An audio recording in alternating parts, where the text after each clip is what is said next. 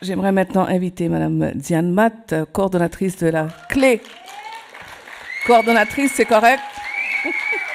Dans le garde-robe. Est-ce que je... Non. Mon Dieu, 10 minutes. Rose, c'est un défi que tu me lances, de garder le 10 minutes. C'est ça, oui, surveille-moi, effectivement. Mais il y a aussi Maggie qui fait un excellent travail, vous ne pensez pas? Merci beaucoup.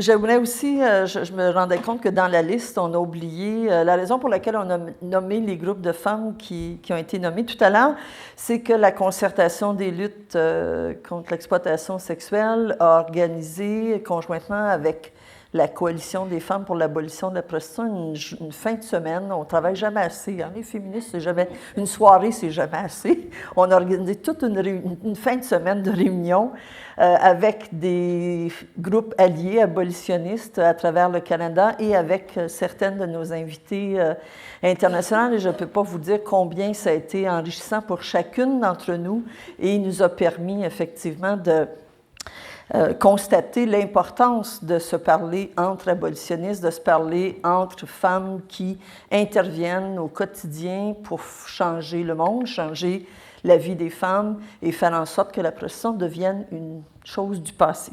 Je voudrais reconnaître, entre autres, dans la salle, Megan Walker, Robinson Walker du London Abuse Women's Center qui est avec nous cette semaine.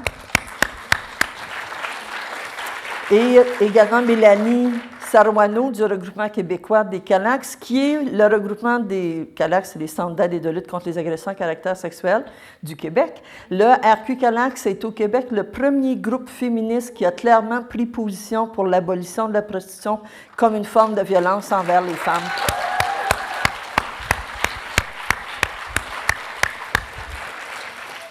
Et la Clé a été créée dans cet esprit, évidemment, de reprendre la lutte, en fait, qui avait été négligée, oubliée, secondarisée, je pense, dans la lutte contre la violence des hommes envers les femmes.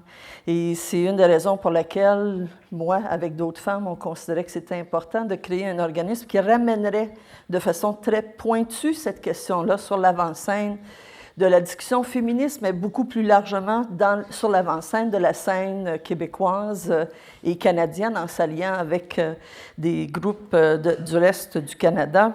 Et c'est très clair que ce travail-là nous a amené depuis les 10 dernières années. Je vous fais remarquer, vous avez peut-être ramassé un petit macaron en avant. La Clé existe cette année depuis 10 ans. Nous fêtons nos 10 ans. 10 ans de féminisme abolitionniste au Québec. Nous en sommes très fiers.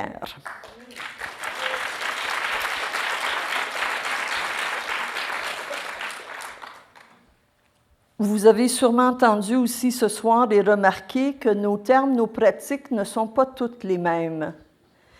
Quelquefois, il faut apprendre à se parler au-delà de ce qu'on est habitué d'entendre, des mots que nous utilisons et que d'autres utilisent qui ne ressemblent pas aux nôtres, mais qui doivent effectivement faire partie du portrait ou des connaissances qu'on acquiert concernant la lutte contre la prostitution. Mais vous avez sûrement remarqué, par contre, que notre affirmation est commune. Notre affirmation que la prostitution est une violence envers les femmes et que les hommes doivent être tenus responsables de cette violence-là. C'est la détermination avec laquelle nous travaillons à la Clé au quotidien. Et on le fait parce qu'on est femme, parce qu'on est féministe, parce qu'on croit profondément et sincèrement à la solidarité et la puissance de la solidarité entre les femmes, et particulièrement avec les femmes qui ont un vécu ou sont dans la prostitution au moment où on se parle. Ce travail-là, on le fait évidemment à 3 niveaux. On fait un travail de prévention, puisque comme féministe, on ne peut pas penser changer les choses sans travailler en aval et s'assurer qu'effectivement, on parle de changement de mentalité. Je pense que Samine en a très bien parlé. En Suède, la loi, qui a été d'ailleurs menée par des féministes, l'idée d'un projet de loi pour contrer la prostitution en Suède a été portée par le mouvement féministe et a fait en sorte qu'effectivement, l'égalité soit au cœur de ce projet de loi-là.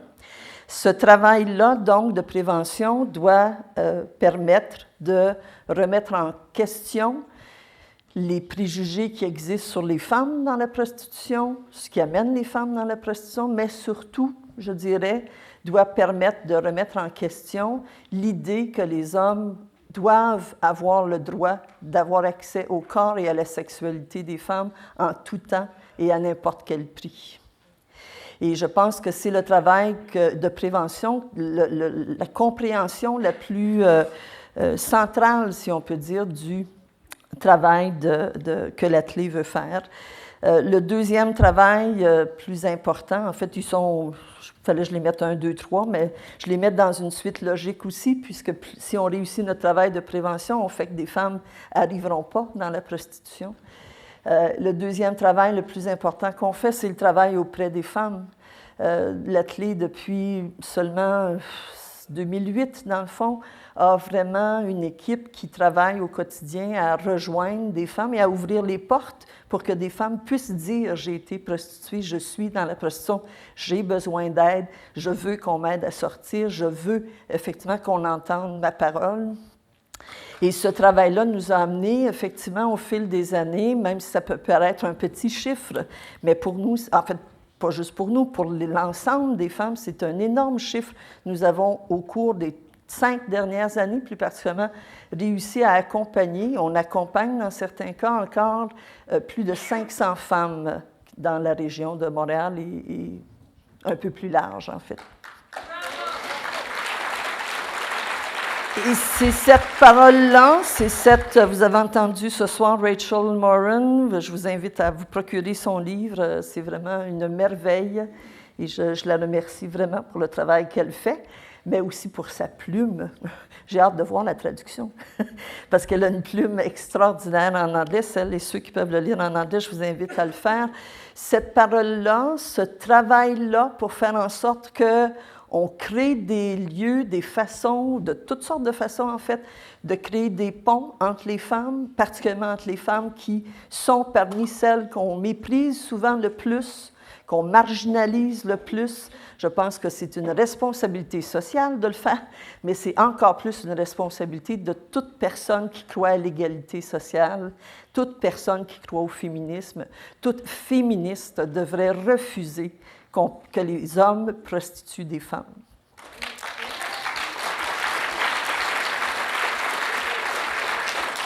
L'atelier a développé au cours des dernières 3 années, en fait, un modèle de service pour venir en aide aux femmes, parce qu'on souhaitait, effectivement, au-delà de la nécessité de brasser la cage des fois, puis d'appeler les choses par leur nom et de dire que la prostitution est une violence envers les femmes.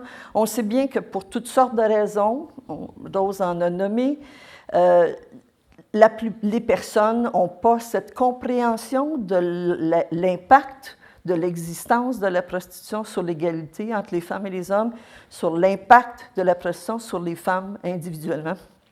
Et donc, c'est important aussi de se donner des outils, des espaces pour travailler à partir d'autres pratiques, en fait, de modifier, de renouveler les pratiques actuelles. Comme Rose le mentionnait, c'est vrai au Québec, j'imagine que c'est vrai ailleurs également, je pense que Geneviève en parlait, les écoles de travail social ne parlent absolument pas de la prostitution et il y a même certains profs qui en parlent d'abord et avant tout comme étant une question d'agentivité pour les femmes et d'un métier comme un autre. Et je pense que c'est une honte.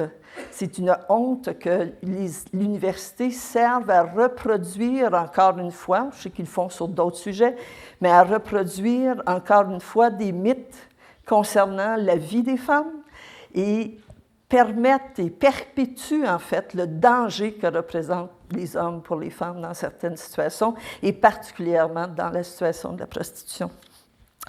Je pense que c'est important aussi de rappeler, donc ce modèle de service-là, peut-être certains d'entre vous l'ont aperçu sur notre table d'information derrière, je vous invite à le voir sur notre site web.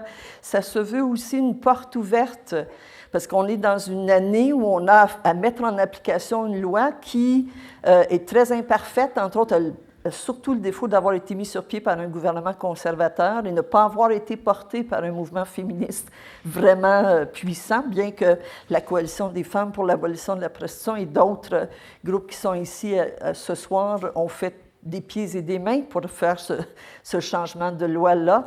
On a quand même été sous, évidemment, à la merci, devrais-je dire, par obligation à ce que le gouvernement conservateur mette ça sur pied.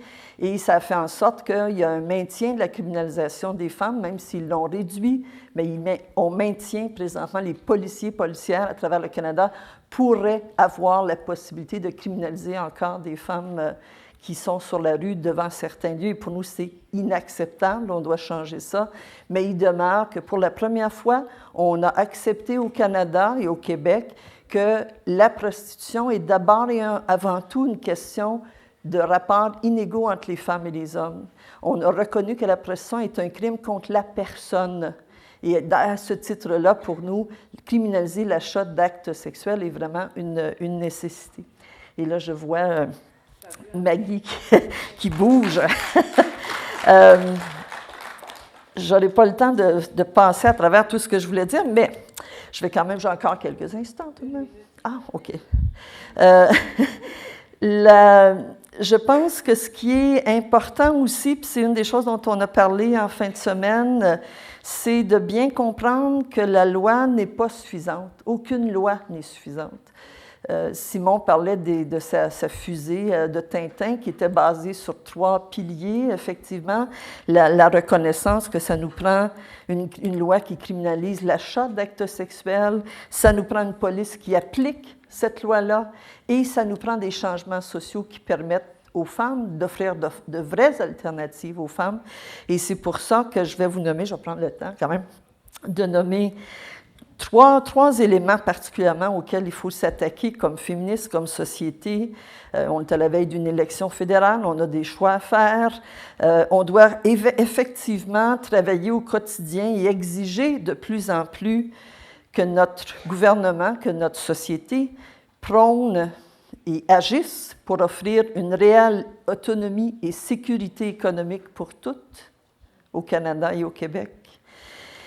Que nous ayons des outils dans nos lois, dans nos pratiques, de responsabiliser les hommes pour la violence qu'ils infligent, incluant la violence dans la prostitution, et une égalité pleine et entière pour toutes les femmes.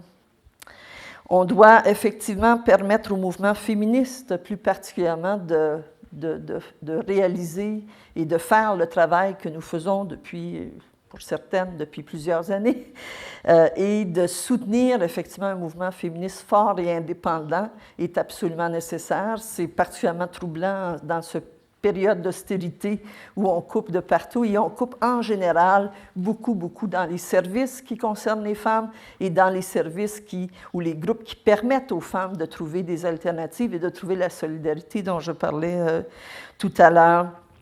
Donc, à la clé, évidemment, on fait un travail politique. On ne peut pas être féministe sans être politique.